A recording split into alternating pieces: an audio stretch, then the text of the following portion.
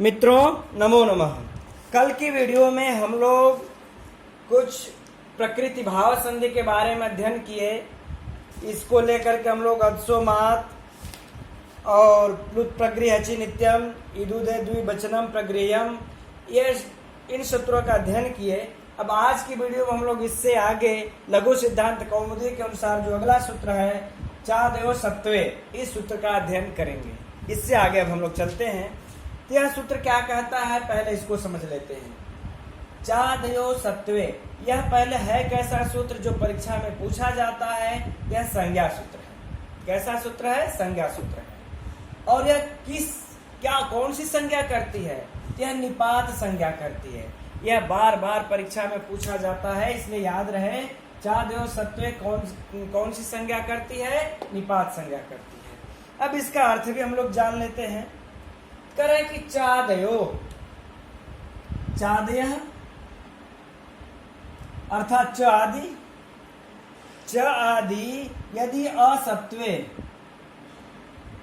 असत्वे अर्थात जो द्रव्य अर्थ में न हो, अद्रव्यार्थक हो। कैसे हो? अद्रव्यार्थक हो, अर्थात जो द्रव्य अर्थ में न हो। अब बात आ जाती है कि अब द्रव्य किसको कहते हैं? ये द्रव्य किसको कहते हैं? तो जिस संख्या में जिसमें संख्या पाई जाए या जिसके लिए सर्वनाम का प्रयोग हो सके उसको हम द्रव्य कहते हैं। और जिसमें संख्या न पाई जाए, जिसके लिए सर्वनाम का न प्रयोग हो सके, उसे हम अद्रव्य कहते हैं। जो इस द्रव्य का अर्थ न दे वह अद्रव्यार्थक है। ठीक। तो कह रहे हैं कि च आदि, चादि गण में आप लोग देखे होंगे कि चादि गण है ये, उसमें चादय, उस गण में जितने पठित शब्द हैं च आदि, यदि वह अद्रव्यार्थक हैं तो उनकी कौन सी संज्ञा हो जाएगी? निपात संज्ञा।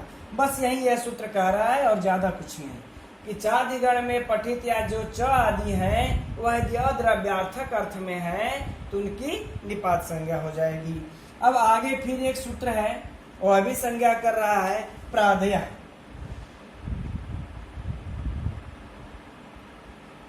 प्राधेय, ठीक। अब प्राधेय क्या कह रहा है?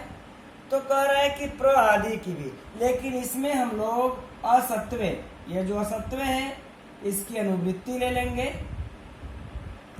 असत्वे प्राधेय निपाता, ठीक। निपाता प्राधेय में एक ये विभक्ति हो गई हमारी प्रथमा बहुवचन, इसमें भी प्रथमा बहुवचन। असत्व में स्पष्ट दिख रहा है आप लोगों को, सप्तमी का एक वचन है असत्व में। तो अब इसका देखिए क्या कर रहा है कि अद्रव्यार्थक, असत्व अर्थात अद्रव्यवार्थक प्रादेय, प्रादि भी निपाता मतलब निपात संज्ञक होंगे। यह प्रादि भी कैसा सूत्र है? संज्ञा सूत्र है। इसे याद रखिएगा। और कौन सी संज्ञा कर रहा है? निपात संज्ञा कर रहा है। ठीक, इसे याद रखिएगा। यह परीक्षा के प्रश्न हैं, ये सब हर परीक्षाओं में लगभग पूछे जाते हैं। तो इस चीज को याद रखिएगा कि जो द्रव्य न हो ऐसे प्रादि भी असत्व, जो जब द्रव्य न हो तो निपात संज्ञा होती है। इस प्रकार से हमने यह देखा। अब मोटी मोटा इसको ऐसे समझ लीजिए आप लोग, अद्रव्यार्थक, अद्रव्यार्थक या चादि, अद्रव्यार्थक चादि और अद्रव्यार्थक प्रादि दोनों की क्या संज्ञा होती है? निपात संज्ञा होती है। ठीक, अब इतना तो याद आ ही गया होगा। अब हम लोग अगले सूत्र की तरफ बढ़ते हैं, जो उसमें अगला सूत्र दिया है। यह याद कर लीजिएगा। अगला जो सूत्र है निपात एका जनांग, निपात एका जनांग। यह सूत्र क्या कहता है देख लेते हैं। यह सूत्र भी संज्ञा सूत्र है। कैसा सूत्र है? संज्ञा सूत्र है। यह भी है, यह परीक्षा के प्रश्न है मित्रों। हर सूत्रों को याद रखिए। वो सूत्र क्या करता है, क्या कहता है, कैसा सूत्र है। तो यह सूत्र संज्ञा सूत्र है। और यह कौन सी संज्ञा करता है? प्रगृह, यह प्रगृह संज्ञा करता है। किसकी प्रगृह संज्ञा करता है? तो कहता है निपात। यह जो निपात होते हैं, जो चाद्य और प्राद्य, अब निपात कौन है? पिछले सूत्र के अनुसार हम लोगों ने पढ़ा था कि चाद्य और प्राद्य यह दोनों क्या होंगे? निपात। तो इस निपात की कौन सी संज्ञा होगी? प्रगृह संज्ञा होगी। और किसकी? एका जनांग। अब इस एका जनांग का हम लोग विच्छेद कर देते हैं तो क्या आएगा? एकाज अनांग। ज में से अ निकल गया, अनांग। ठीक। एकाज का मतलब होता है, अर्थ होता है इसका एक अच। एक अच अर्थात जब एक अच हो तो उसकी भी कौन सी संज्ञा होगी? प्रगृह संज्ञा। जैसे एक अच का मतलब हो गया ई, उ, ए, यह सब क्या है? एक अच है, अलग अलग है, तो इनकी कौन सी संज्ञा हो जाएगी? प्रगृह संज्ञा। अगर यह अलग अलग है तो इनकी कौन सी संज्ञा होगी? प्रगृह संज्ञा हो जाएगी। ठीक। अब इस अनांग को समझ लेते हैं। अनांग का मतलब हुआ कि आंग। जो अंग न हो उसको अनांग कहते हैं। तो अंग में जब अंग की हलंत्यम सिद्ध संज्ञा होकर के कहीं भी प्रयोग होगा तो हलंत्यम सिद्ध संज्ञा होकर के तस्य लोपा से लोप हो जाएगा। तो यह कितने अच बचा? यह एक ही अच बचा ना, यह एक अच बचा। तो इसका तो इस के द्वारा अब निपात प्रगृह संज्ञा हो जानी चाहिए थी, क्योंकि क्या कह रहा है? एकाच, यानी जो एक अच हो उनकी प्रगृह संज्ञा। तो यह भी तो अकेला अच बचा, आ में एक ही अच है, तो इसकी भी तो प्रगृह संज्ञा हो जानी चाहिए थी। लेकिन इस सूत्र में कह रहा है कि अनांग, अर्थात अंग है वह अकेला अच भी है, तो उसकी प्रगृह संज्ञा नहीं होगी। उसको आप लोग छोड़ दीजिए, उसको रहने दीजिए। उस अकेला आ को छोड़ करके बाकी जितना अच बचते हैं, अगर वह अकेले हैं इस प्रकार से, तो उनकी प्रगृह संज्ञा हो जाएगी। ठीक। तो इसमें कितने लोगों की प्रगृह संज्ञा हो गई? अब उसको अब इस तरह से समझ लेते हैं, आप लोगों को क्लियर हो जाएगा। कहते हैं कि निपात प्रगृह संज्ञक होंगे और प्लस एक अच वाले होंगे। भाई अनांग को तो छोड़ ही दिया गया, अनांग को तो छोड़ ही दिया गया है, इसलिए अब उसको लिखने का कोई मतलब नहीं है। तो कह रहे थी एक अच हो तो इन दोनों की कौन सी संज्ञा हो जाएगी? प्रगृह संज्ञा हो जाएगी। ठीक। निपात की और एक अच वालों की। अब जब प्रगृह संज्ञा हो जाएगी मित्रों, तो जो हम लोगों ने कल जो पढ़ा था प्लुत प्रगृह अचि नित्यम, ठीक, कि प्लुत और प्रगृह, कल हम लोगों ने सूत्र का अध्ययन किया हुआ था।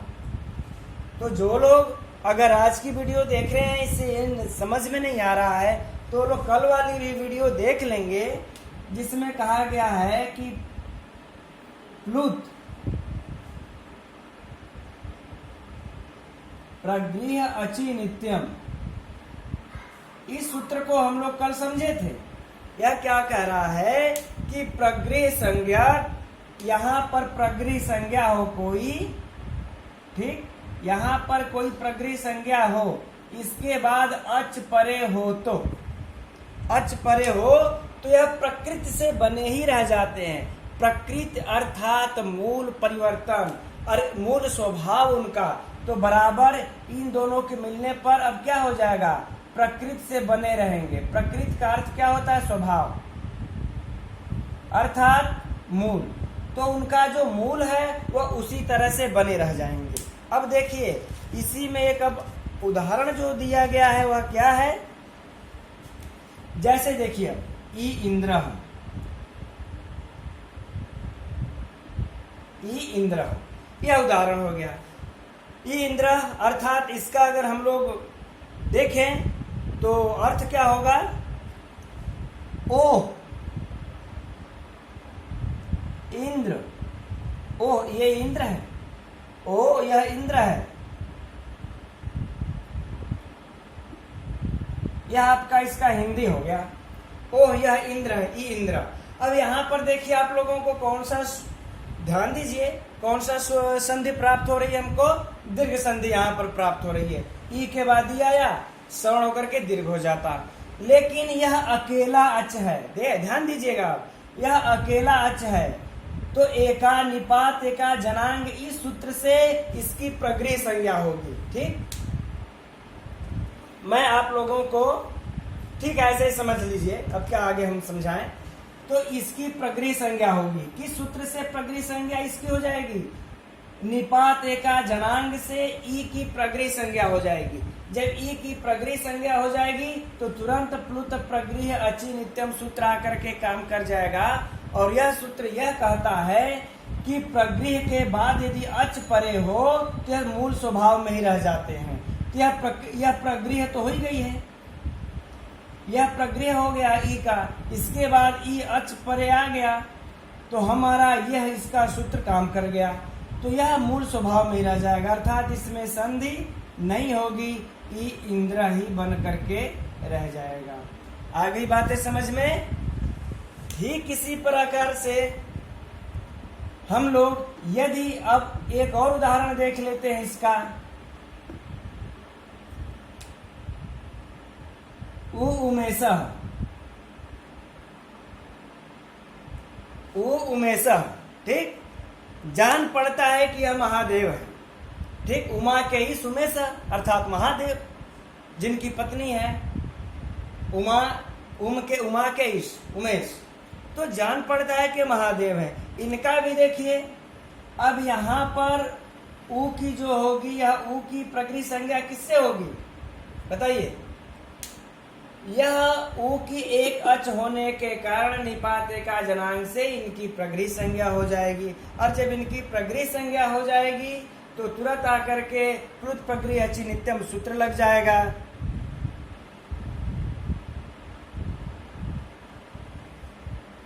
नहीं, यहाँ पर एक मिस्टेक है। यहाँ पर जो उ है यह चादेव सत्व से, चादेव सत्व के द्वारा इसके निपात संज्ञा होगी। इसके द्वारा इसका चादेव सत्व से उ की भी होगी और ई की भी होगी। उसमें भी उ की भी और ई की भी चादेव सत्व से निपात संज्ञा होगी।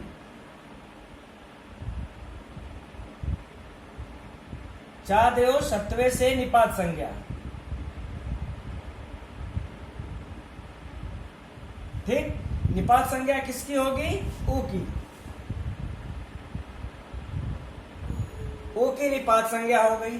अब जब उ की निपात संज्ञा हो जाएगी तो फिर अब इस निपात की उ की अब जो है कि निपात का जनांग से प्रगृह संज्ञा होगी।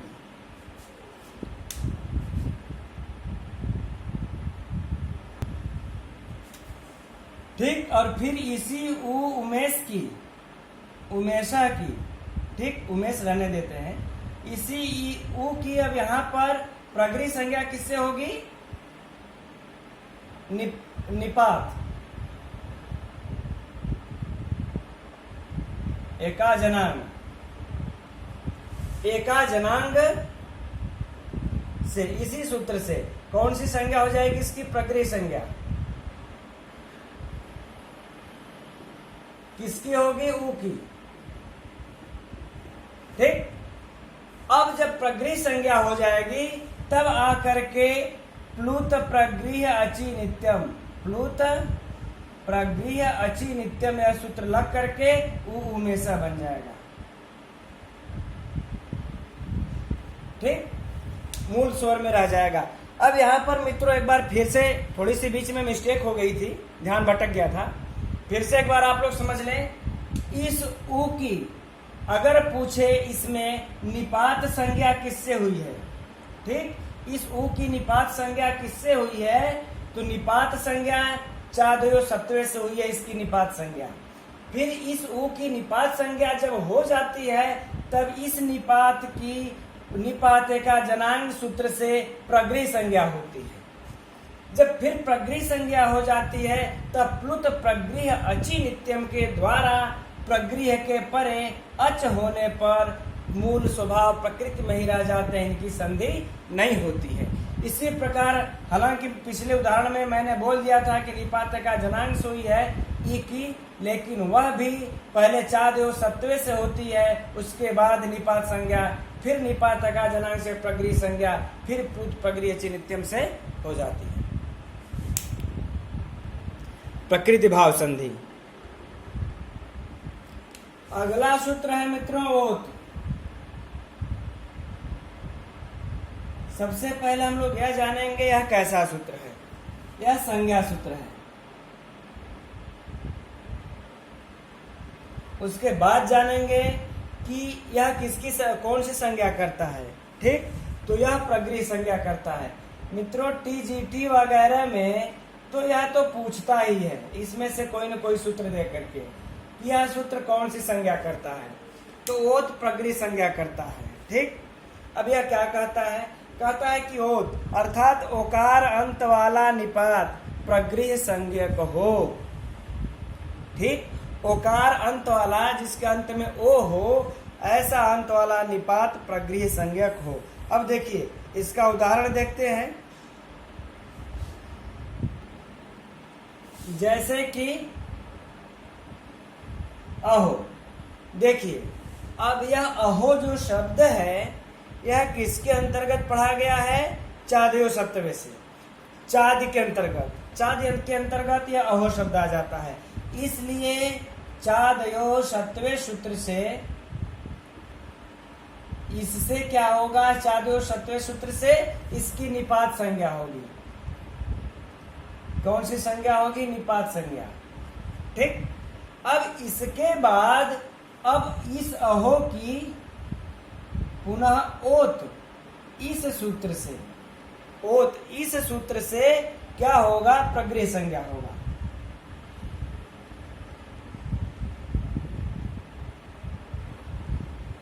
ठीक, अब ध्यान दीजिएगा कि अगर यह प्रश्न आए कि अहो किस सूत्र से निपात संज्ञा हुआ है, चादयो सूत्र से निपात संज्ञा हुई है, इस अहो की किस सूत्र से प्रगृह संज्ञा होती है, ओत सूत्र से प्रगृह संज्ञा होती है।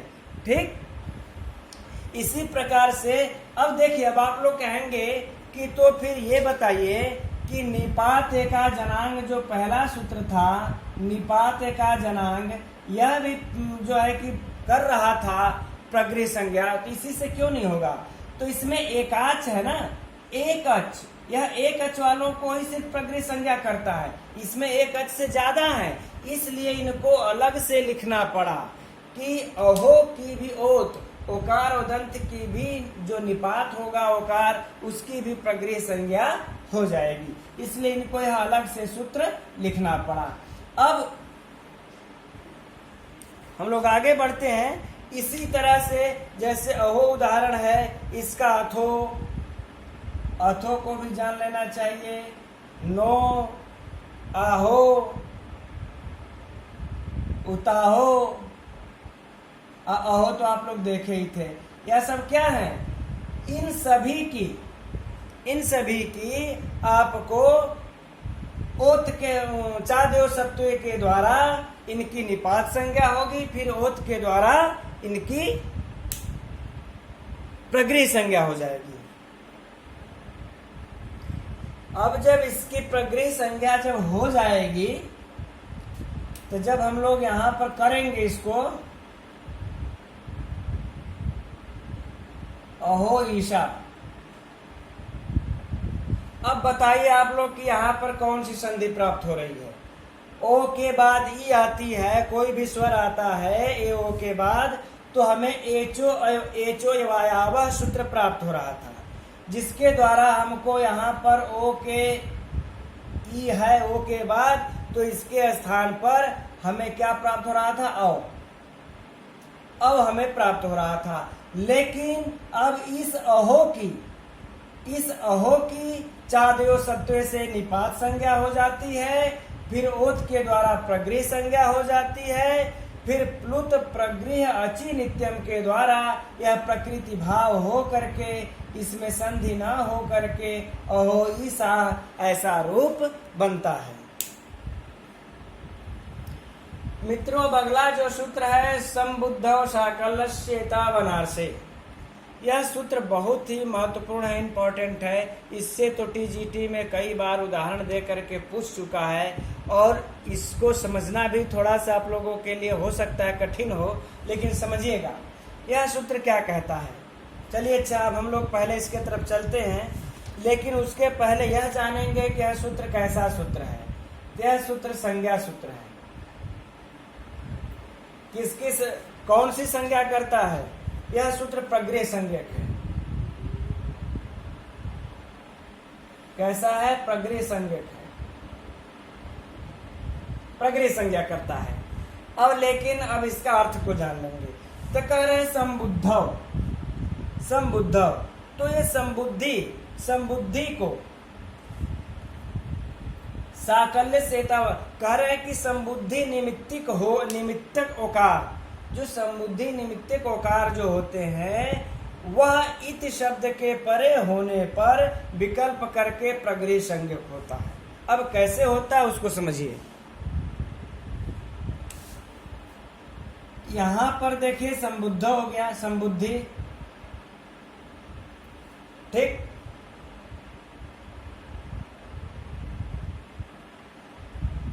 इसके परे इत हो, इसके परे क्या हो? इत हो।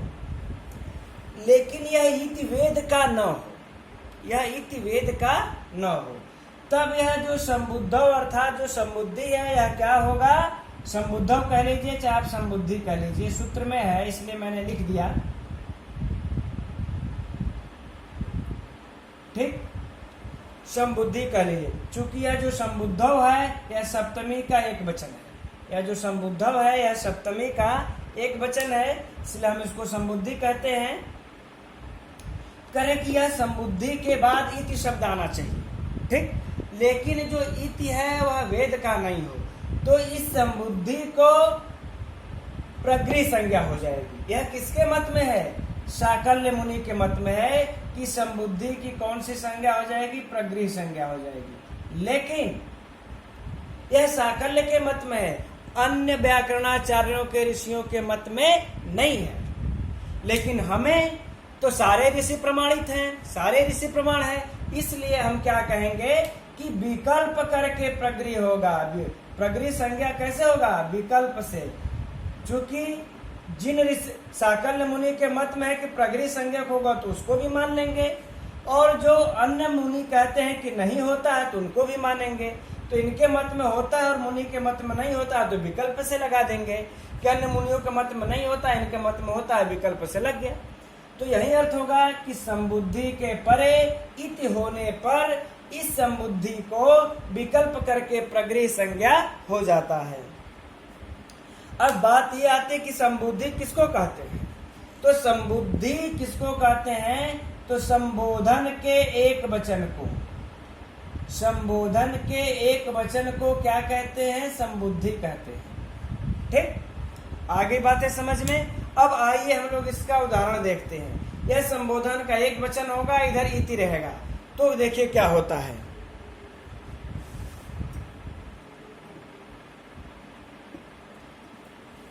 विष्णु बहुत ही प्रसिद्ध उदाहरण है ये, इसको आप लोग ध्यान दीजिएगा।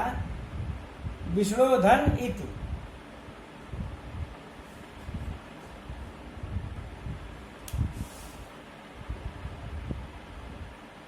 अब देखिएगा यहाँ पर ओ है, उसके बाद ई आया हुआ है। यहाँ पर हमें कौन सा संधि प्राप्त हो रहा है? कौन सा सूत्र प्राप्त हो रहा है?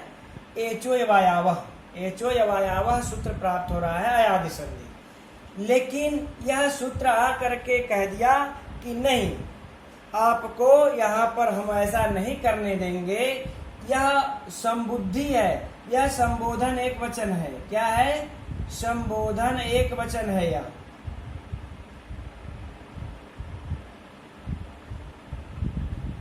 यह संबोधन एक वचन है, संबुद्धि हुआ, इसके परे इति आ गया है।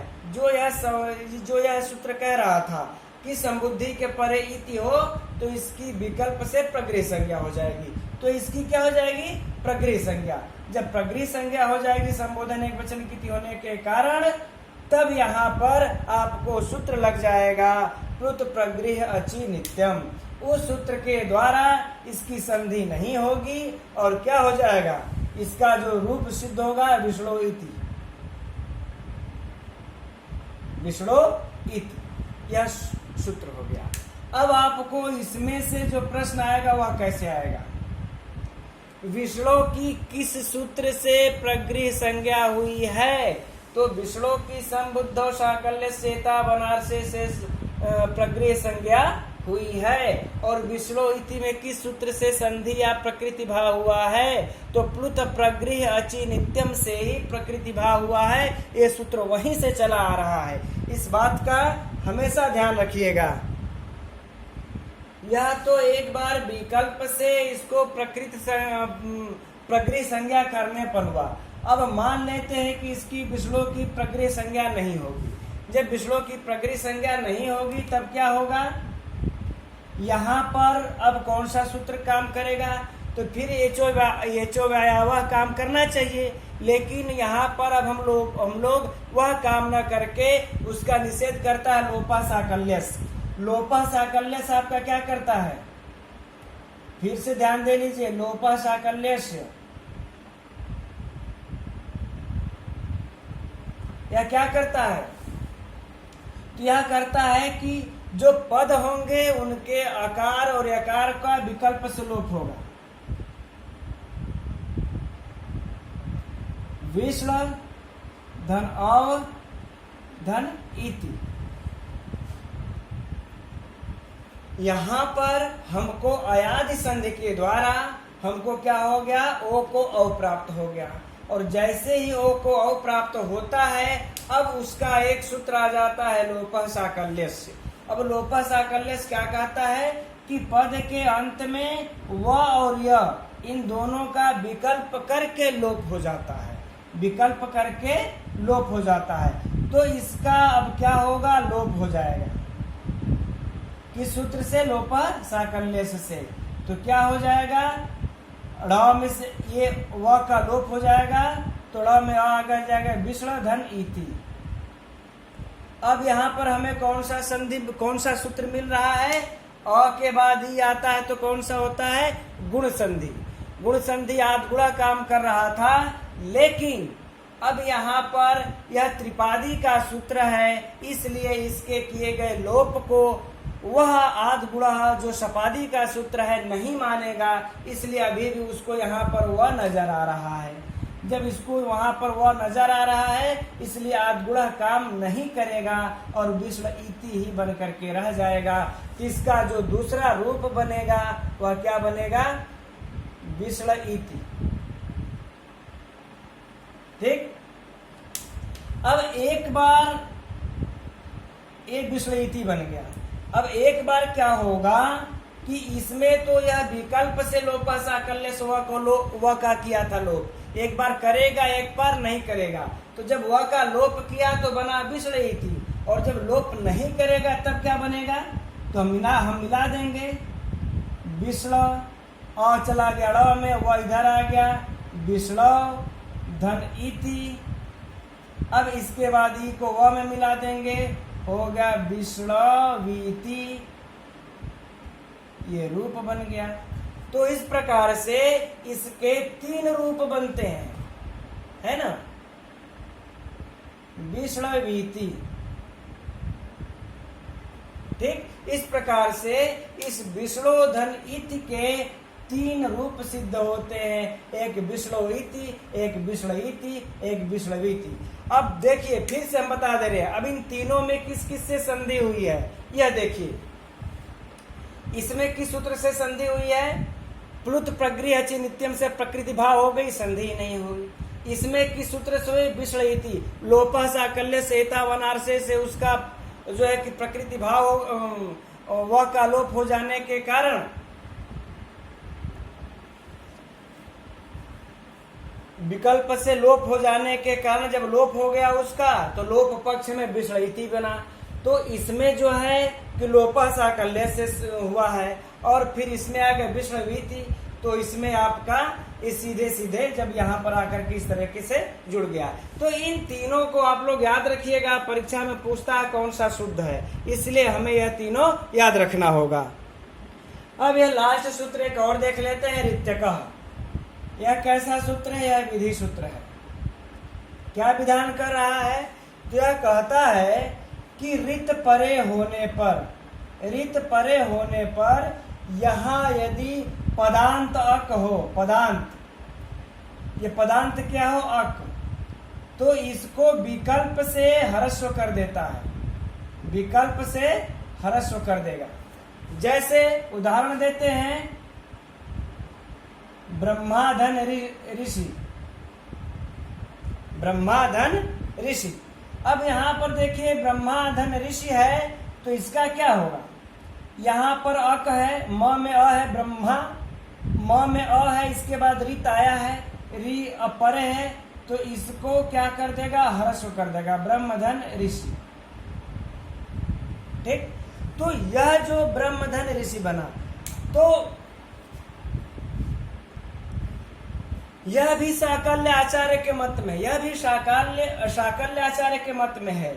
और तो अन्य आचार्यों के मत में ह्रस्व नहीं होता है। तो एक बार ब्रह्मधन ऋषि जब बनता है, तो इसका जब हम लोग गुण कर दे, अब यहाँ पर अ के बाद री आया तो गुण हो गया ब्रह्मर्षि। क्या बन गया? ब्रह्मर्षि। लेकिन जिन आचार्यों के मत में नहीं होता है, उसके लिए क्या बनेगा? ब्रह्मऋषि।